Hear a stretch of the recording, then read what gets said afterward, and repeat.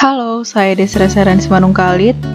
Di video kali ini kita akan membahas kenapa sih generasi milenial harus berinvestasi. Banyak yang mengatakan generasi milenial adalah generasi yang melek digital, namun minim literasi finansial. Bahkan tak jarang milenial disebut sulit untuk meraih impian mereka karena gaya hidup yang terlalu konsumtif. Pemikiran tersebut seharusnya menjadi motivasi bagi milenial untuk membuktikan bahwa mereka juga bisa meraih impian dengan cara memperoleh penghasilan tambahan. Ada satu cara bagi kaum milenial yang ingin meraih tujuan finansial, yaitu dengan cara berinvestasi.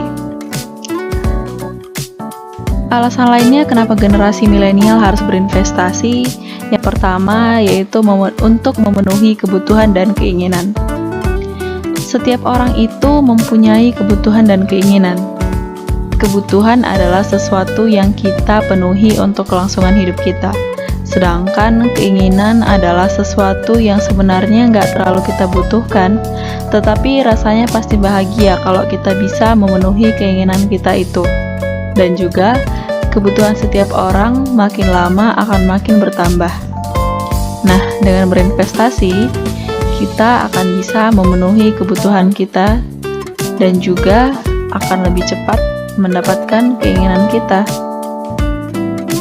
Yang kedua adalah untuk menghindarkan kita dari inflasi. Kenaikan harga-harga adalah hal yang nggak bisa kita hindari, tapi bisa kita hadapi dengan berinvestasi. Karena dengan berinvestasi, uang kita tidak akan diam, melainkan berkembang mengikuti perkembangan perusahaan yang kita invest. Dan yang ketiga, persiapan masa tua.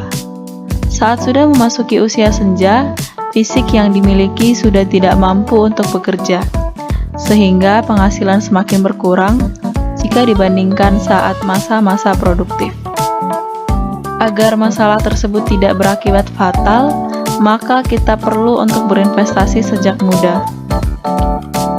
Maka di kemudian hari, kebutuhan kita akan terpenuhi meski tanpa harus bekerja. Nah, setelah mendengar alasan-alasan tadi, investasi apa sih yang sesuai untuk milenial? Sebenarnya, semua investasi pasti mempunyai kelebihan dan kekurangannya.